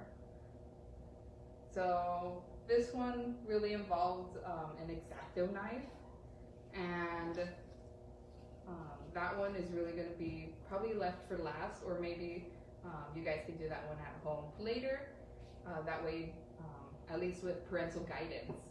So what we're gonna be doing, oh, also in your kits, I forgot to mention, there's some designs that I made of the Papel Picado. These are coloring sheets and you guys can color them in. And if you do color them in, on the bottom, it says tag your art for hashtag IMAS artist. Please tag us on Facebook or Instagram and we would love to see your variations. Oh, we have a Marissa that commented that's saying hi. She's here with her 4-year-old Amelia, and this is their first time making Papel Picado. Hi! I'm so glad you guys are joining us. I hope if I'm ever going too faster with the instructions, please let me know in the comments and I will definitely slow down and redo the steps. I'm going to be doing the instructions as well with you, at least 1 or 2 of them. I'm super excited and again, if there's anybody tuning in, please let me know. I'm very excited to be working with you all and showing you guys these instructions on how to do the Papel Picado. So what is it and why do we do it? Basically, this started, there's 2 theories that I've heard when I've done some research. So basically, this started past in the Mesoamerica times, right before America was America, Mexico was Mexico. The Mesoamericans would get these papers and they would cut them and make intricate designs and they would hang them, and these would be basically for their gods that they would pray to or for the wind. And then the other theory is that when there was trading from China to, you know, the lower parts of Mexico, the Mexicans would take their Papel Picado and they made it their own. And so basically Papel Picado translates to poked paper, or there's another wording for it, Papel China, which is Chinese paper. And so basically it's like this, and so the Mexicans just took their own designs and just basically made it their own, and it just basically became a cultural thing that just went on for generations and generations. So those are the 2 theories, and I mean either one sounds very correct. Papel Picado has been along here for a really long time, and it's a very beautiful thing for our culture, because not only do we see these intricate designs that are made on this fragile paper, we get to put them on our altars. If you guys make any altars, we get to put them on there, put some decorations, and they're mostly known for the Dia de los Muertos on November 1st and the 2nd. And you'll learn more about that throughout our Dia de los Muertos virtual celebration next week. Okay, so I'm going to get started. We have 6 pieces of tissue paper. They're very delicate, so it's okay if it does tear or anything. If this is your first time using it, it does tear on me even now. So I'm gonna be using my first sheet, and it's kind of like this faded green. So we're gonna be following along with these instructions of the Papel Picado flower. If you do have them in English or Spanish, if you prefer either one of those, you can follow along with that too. So we're gonna go ahead and get started. Let me move this out of the way. So what we have here is a rectangle. Now you're always gonna wanna start with a rectangle, that way it can give us enough room for the design and enough room for cutting and folding. So following these instructions, we have our rectangle, and then we're gonna fold this in half twice. Or actually, we're gonna fold this upwards on the very bottom. And this is just gonna give us room for our string to go underneath and to glue it towards the end. So then we're gonna flip it, and then we're gonna fold it in half. So fold it like this. And then fold it in half again like this. Now again, if you're barely tuning in, let me know your name, your grade level, your age, and if this is your first time doing Papel Picado. So we're gonna fold it, and then we're going to grab our lower corner, so this side, and we're going to fold it upwards and make a triangle. So it's gonna be like this.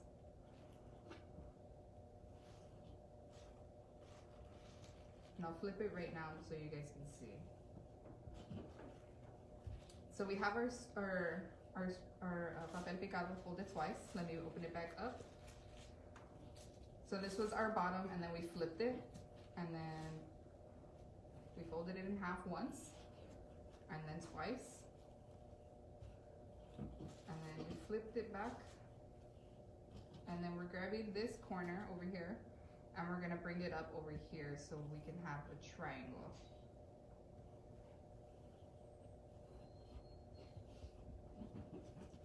Alright. So then we're gonna flip it back this way, and then we're gonna make another triangle. So we're gonna get this side, and we're gonna fold it over here.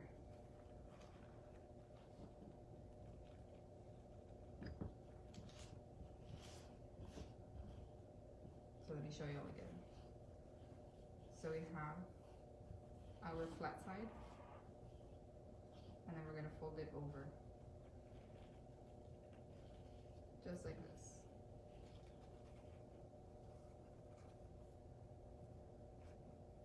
Yes, it's just like this. Oh, you have, I believe, Mary Hinojosa commenting. She says, "Hi, Kristen. My son Diego and I are participating on the workshop. This is their first time making Papel Picado, which we would like to use for their altar." Oh, that's awesome. I hope these designs can help you all. I mean, we're having two flower designs and a skull design, but there's also other designs that you guys can look up online and try to follow the instructions with those. But these are almost simple and not that difficult at all.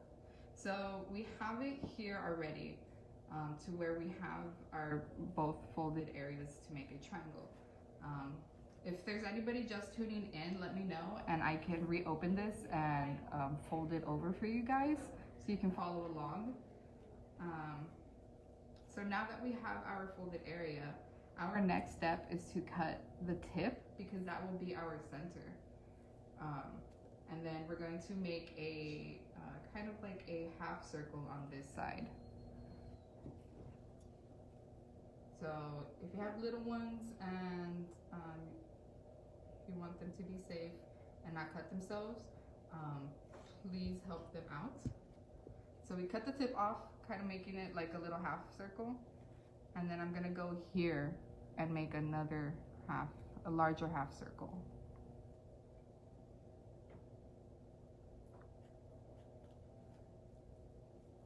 And what this is gonna do is it's gonna give us our petals.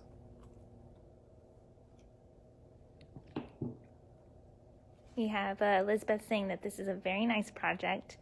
And Sophia as well saying, "Thank you for providing this fun activity for us." From Nina and Emma. Oh, I'm so glad you guys are tuning in, and I'm so glad that I can be doing this with you guys. I mean, not only is it helping me learn about my own culture, but it helps me spread awareness of it.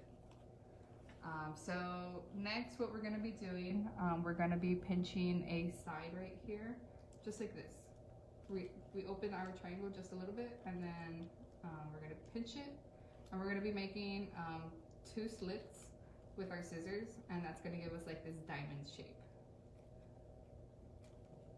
So we pinch, and then cut. There we go. You may need to cut it a couple times. Because this is when the paper gets a little thick.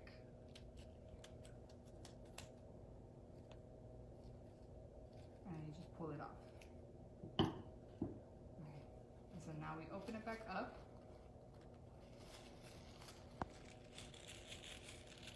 All the way. Ooh. And so I think I possibly did this one wrong, incorrectly, but this is essentially what we were supposed to get on this side. I do apologize for that. Well, let's try it again, actually. Okay, so We're gonna fold it in half actually this time, without folding it upwards.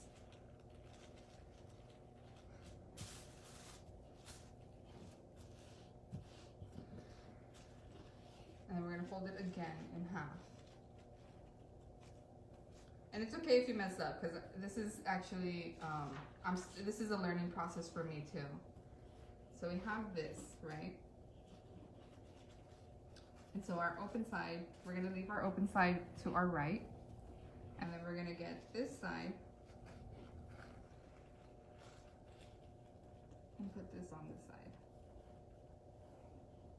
So again, we have it folded, and then our triangle this way. So for those of you tuning in, I did the first one very incorrectly, and that's something that we would want to avoid because it would have the design open on both ends. So again, fold in half and then triangle this way, and then another triangle, just how we did it at first. So we flip it and then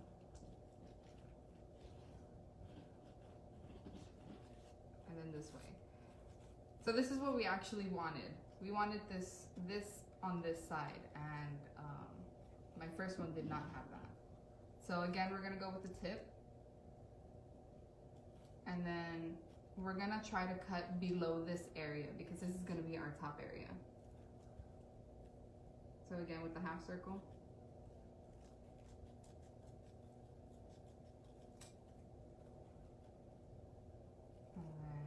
Open that back up, and we're gonna pinch this side again below this area because that's gonna be our top. So we're gonna pinch this again. Oh, we have someone commenting saying that they thought the first pattern was very nice. Thank you.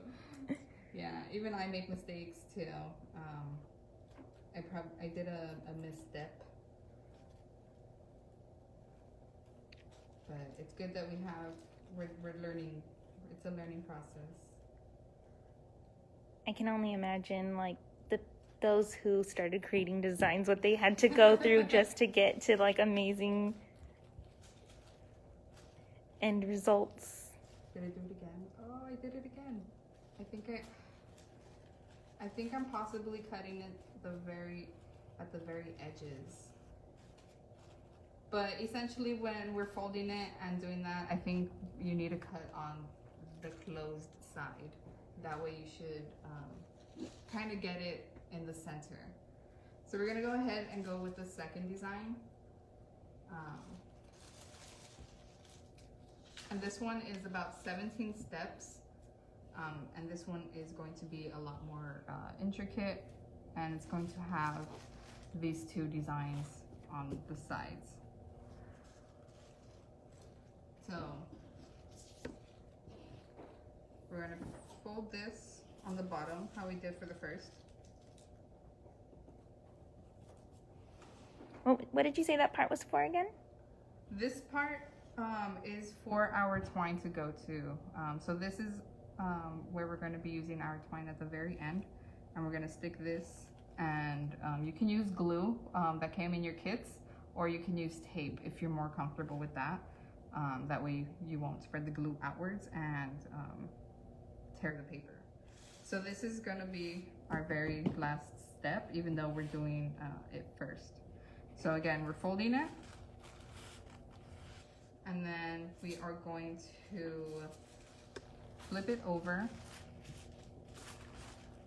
and then fold it in half.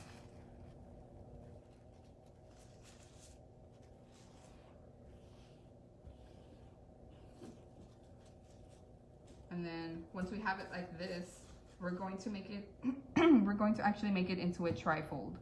And so essentially it's going to fold in like this.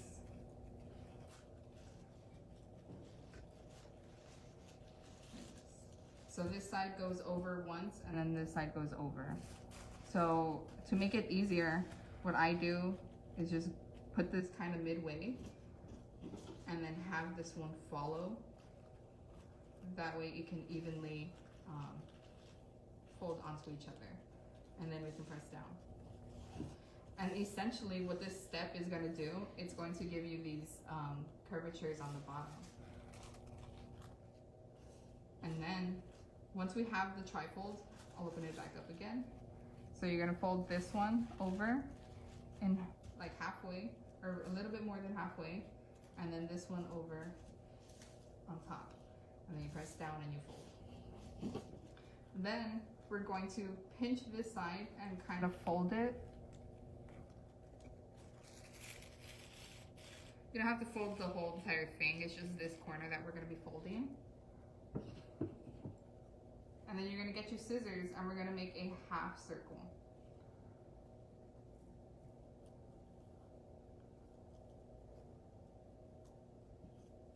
And so when we open it back up, we are going to see that our paper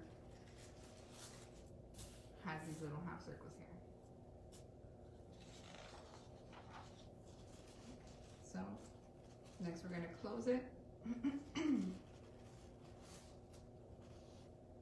And then we're going to bring the bottom up here. So we're going to have these little circles go just above the top line. And if you want these little circles that I made here on this example, all you have to do is do the trifold again, do the pinch, and then make a little diamond or half circle. To reconnect. There we go. Sorry if you lost any video there. We did lose a connection, but we're gonna go ahead and continue. Let us know if you're still able to see this video. Okay, so if there was a connection loss and you guys didn't see what I was able to do, I'm gonna do it again. So basically we have our rectangle, and then we folded this upwards, then we flipped it, folded it in half, did a trifold, and then we've kind of pinched the center on the very bottom, and then almost fully folded this in half, but not all the way, because this is going to give us our little half circles on the bottom, and then we just cut off a half circle of our paper.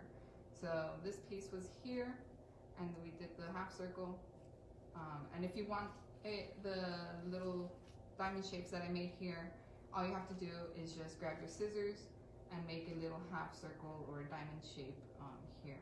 But preferably do it a little lower, closer to the half circle, probably around like this area, because how I did it, it reached onto my floral design that I was doing. So preferably if you were doing this here, do it more lower to the edge. So we're gonna open this back up, and we're gonna keep it closed halfway, and we're gonna get this bottom section, and we're gonna bring it to the top, right to where the little half circles are just over the edge. And this is gonna start us with our triangle. So we have it folded, and we're gonna get this side, and we're gonna bring it over.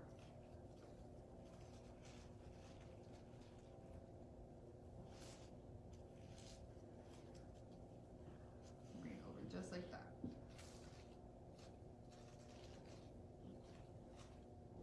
And then we're gonna flip it. We're gonna flip it to where it has a flat side, and then we're gonna bring this side over again on this, just to make another triangle.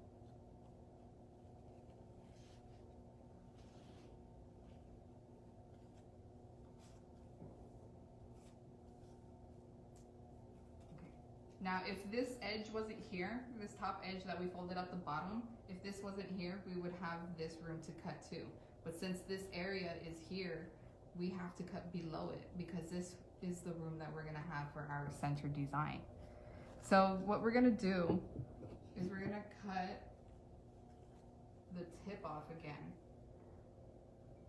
because that's gonna be our center. So I did the tip, and then I'm going to make two teardrop shapes, kind of close towards the edge of the tip. So just about here, just like that.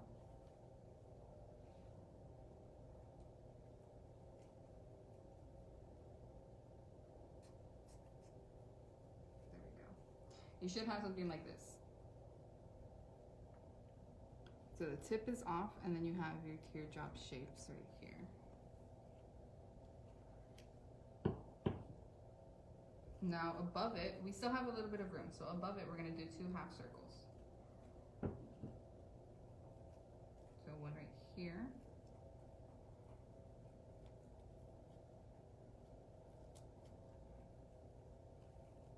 And then another one.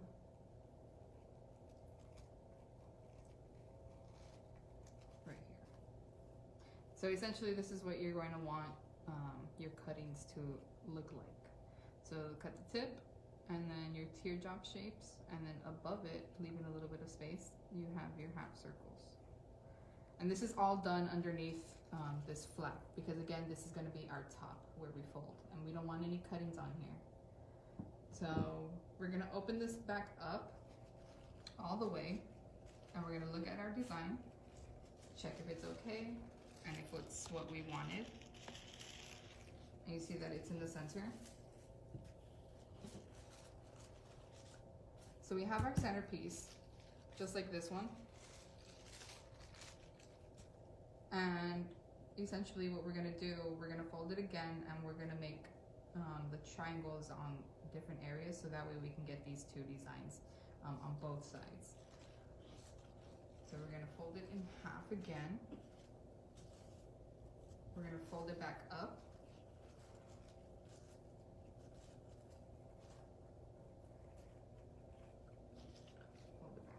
And then we are going to get a corner. So depending on where you want your designs to come out, so if you want it on both sides, it depends where you want to fold the triangle. You can have it up here, which I believe gives you the 4 corners, or you can do it down here, which gives you the 2 corners, like how I did it. So essentially, I'm gonna do it a little bit lower here, and we're going to go ahead and do the same triangle. So we're gonna fold it here, and then here again.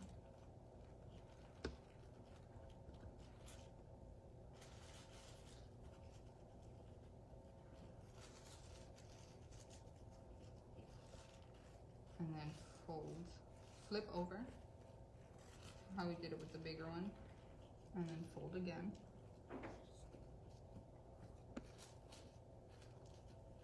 So I'll do that again so you guys can see. So I grabbed this side almost towards the edge of the corner, and then I folded it in just a little bit, and then I grabbed this this side, and I folded this over, just like this. And how we did it on the other design, we're gonna flip this and make another triangle.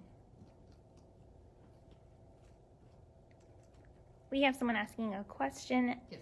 Are Papel Picados ever made out of fabric, and can you use them so you can use them each year?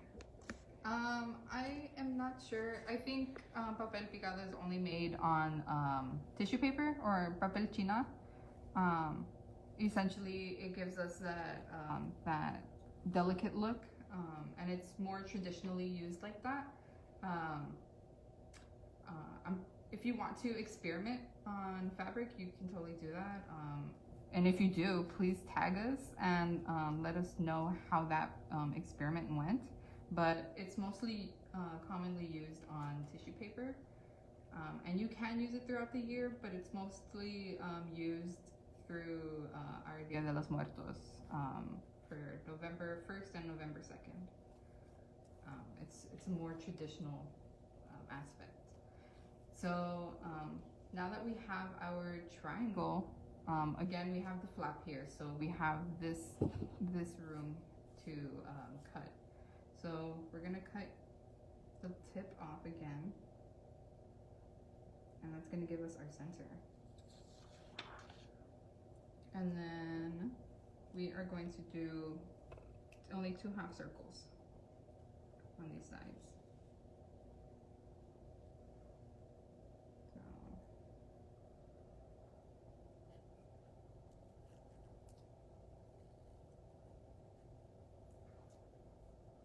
Here.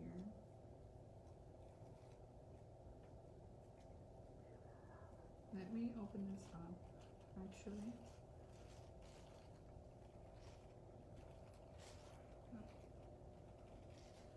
There we go. Yeah.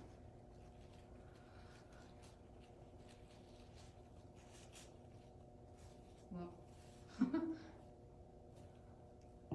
so essentially, I cut a little too close again to the edge, and so it came out on that side. But eventually, you were going to get a design like this. Again, if you wanted these designs, all you would have to do is do the trifold thing, and then fold it in half. Fold it in half as a trifold. And then pinch, and then cut, and then you'd get that design there. But since I cut close to the edge, my little design came off, but it should have come out like this.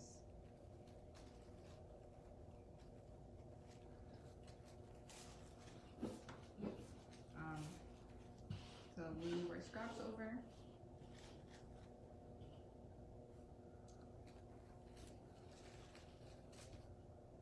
And then you also have, in your coloring sheets, you have a skull. And actually, this is actually a design that you can do for your Papel Picado. So essentially, it will come out looking like this one. And this one's super, super simple, but it requires an X-Acto knife. And basically what that is just a metal holder for a small knife that it's at the tip. And what for this one, you would essentially just fold it in half and make your design. You trace it or you draw it on here, and then you cut out the blacked areas. And then once you open it, you get a full design.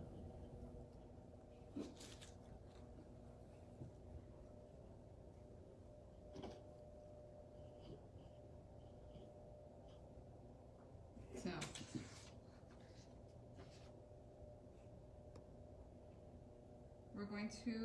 I'm gonna help you guys, or I'm gonna show you guys how to glue these on with some spacing onto it. So I'm just gonna use the blue one that we did right now as an example. So we're gonna have at least a little bit left over, that way we can hold it up and you guys can tape to the wall. And then we're just gonna place it a little lower than our fold.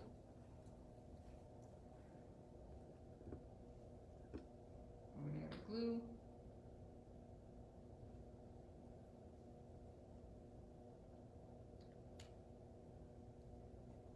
I'm just gonna place this around the edge.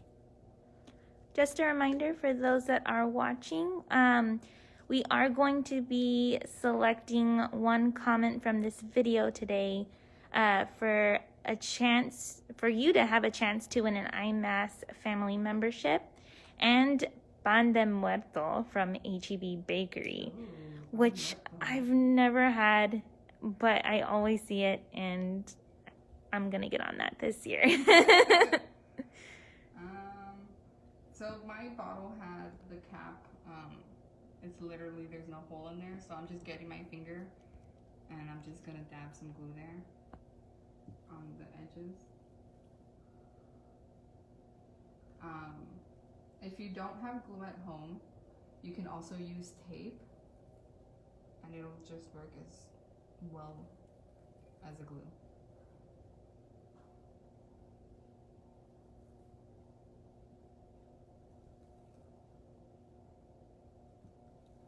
And so,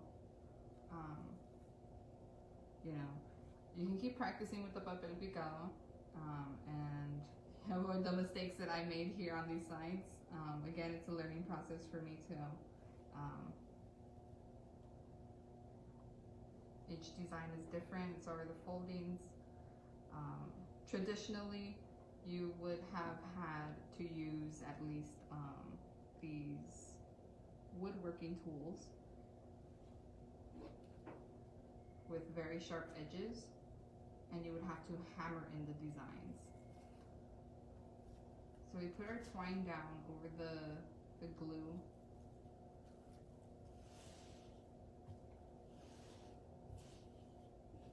And so essentially, this is what you're gonna want. You can leave it to dry for a couple more seconds. And really, instead of just spreading it out with your fingers how you would do with normal paper, since normal paper is a lot thicker, this one you really have to kind of like press on it gently. Since this is tissue paper and it's really thin, you don't want it to tear, so you just press it down on the areas that you have the glue. And so essentially with the more designs that you come up, you just hang them on with your twine.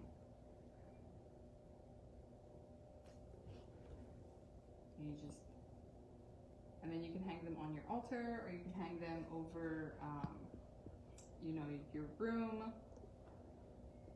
Essentially, yeah, you can keep practicing. I think I need a little bit more practice too. But this is a floral design that we did. So this one, what we did was called let me just find it. The Papel Picado Sunflower. And in Spanish it's girasol. Kind of looks like a little firework. It's really cute. So essentially, again, each design has different foldings, just like these. This one had a lot more folds to get to the four corners. And then this one was very simple, kind of like the very first one that we were trying to do. You can make, actually, when you start doing the folds for like the very first cuttings for this one, you don't have to make them that large. That way you can leave a space off and have the folding in the back. And then this one, you can try and do the design a little lower if you're wanting to attempt the skull. You can do it a little lower or a little smaller. That way you can have these edges to fold over once you're done. And then to get these little stars, I just had a hole puncher. The hole puncher didn't really work that well, so they don't look like stars. But you can get a hole puncher and get the designs on the bottom. And again, it's the same thing with try to get this design on the bottom how we did with this one. So you fold it in half, and then you do the tri-fold thing, and then you cut. Oh, we have a whole family that's been joining in, and that Carson is participating with the kit, and 4 others who are pretending to follow along. Well, I'm glad you guys are watching. It's a full apology for the first one. I think I was cutting very incorrectly, and the design ended up on both sides of the edges. And then for the second one, we did it correctly for the middle design, but then the edges came out incorrectly. But I think it looks really cute like that too, because it just gives that design like it's a continuation. So it can work both ways. However you guys would want to work the designs out. There's a lot of floral designs that involve a lot of folding, but if you want to keep going more into these designs where there's like buildings or people, that would involve more cuttings with the woodworking tools or an X-Acto knife, and that's how those are actually made. I was watching a documentary actually on how Papel Picado was traditionally made, and it's stacks of like tissue paper, and they were using woodworking tools and hammering out the design, so that even like the intricate details, they were hammering the designs out too. So we have our designs, and basically that's pretty much it we're going to be doing for these two designs. You do have extra tissue papers left over from your kits. I have 3 left over. So however many you have left over, please continue to practice. You can keep making them larger if you have larger tissue paper, just like this one. And usually they're hung up vertically or horizontally, not vertically. It's just more common this way. If you're doing a vertical design, you would have a portrait of some sort or a building.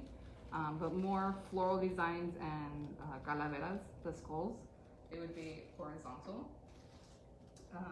And then you keep going larger and larger, however you would like. Or they can go really tiny. But a medium size to a larger size is practically the more common ones that we have. So thank you so much for tuning in. I do apologize about those designs that we made. Again, it's a learning process. I'm learning along as I go.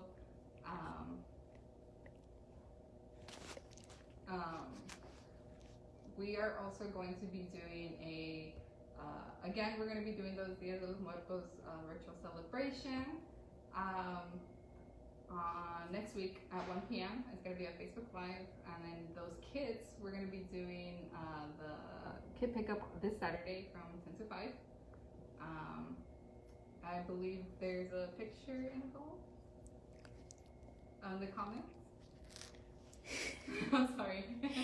If you happen to participate, be sure to join in the giveaway by commenting a picture of your finished Papel Picado. Or you can also use the hashtag IMAS artists. Yeah, you can tag us with your works, IMAS artists, on Instagram or Facebook, but we mostly look on Instagram. Let me know how your designs came out, and if you plan on making any more. There's tons of videos online that you can follow on YouTube and on Google. There's so many designs that could be made onto Papel Picado. Again, buildings. There's some that with the Virgin Marys. It goes more into detail with those types of designs because it does involve those woodworking tools. And again, those woodworking tools are chisels, and basically the chisels have to have very sharp edges. And then you have a hammer, a rubber hammer. And so, again, please tag us in your your work with IMAS artists. Thank you, HEB Helping Here, for supporting this workshop, and Humanities Texas for supporting our Dia de los Muertos virtual workshop that's going to be next week. And in there, we're going to be having various things being done.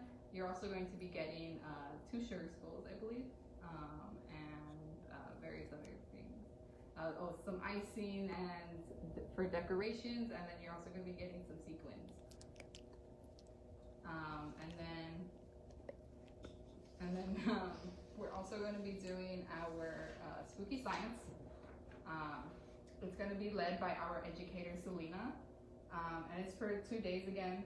You're going to be doing a life cycle of a pumpkin, a raining blood density experiment, and fake boogers. And it's each for different levels. Selena, did you want to add anything? Just be sure to tune into our virtual celebration. As you can see right there, Dia de los Muertos on November 1st from 1 to 3 p.m.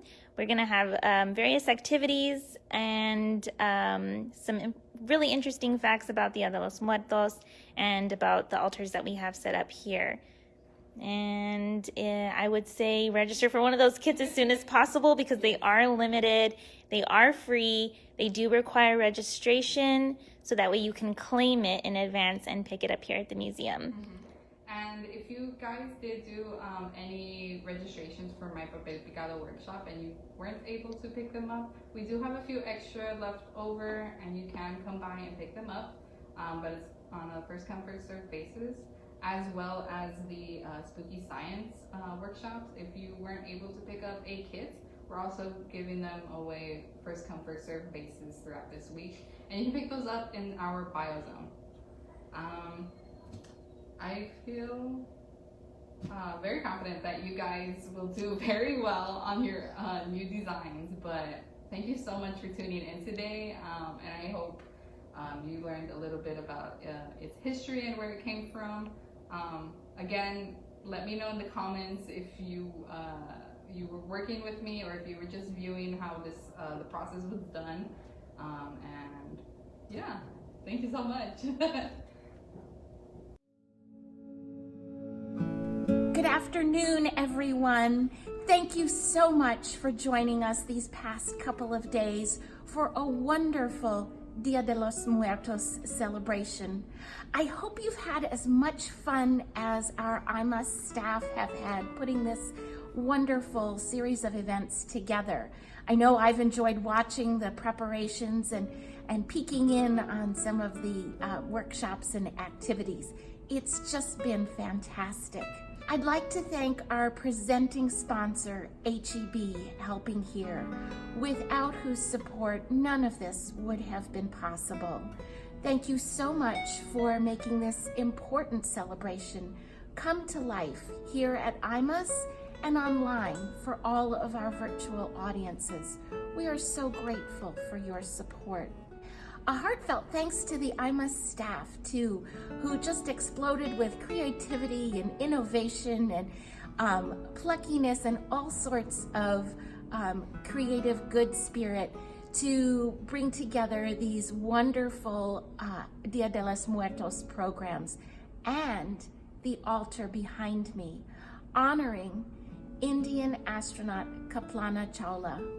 I hope you'll come in and see Astronaut Chawla's altar, along with the other 6 marvelous altars from our community partners. They're on view here at the museum through November 14th. And this year, we chose to honor artists and scientists of color. I think you'll find these remarkable contributions of noteworthy individuals both stunning as well as touching. And each of the organizations has put their own special touch into each altar.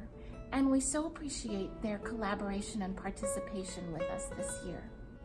I imagine that many of you have altars at home as well, and we would love to see them as well as share them.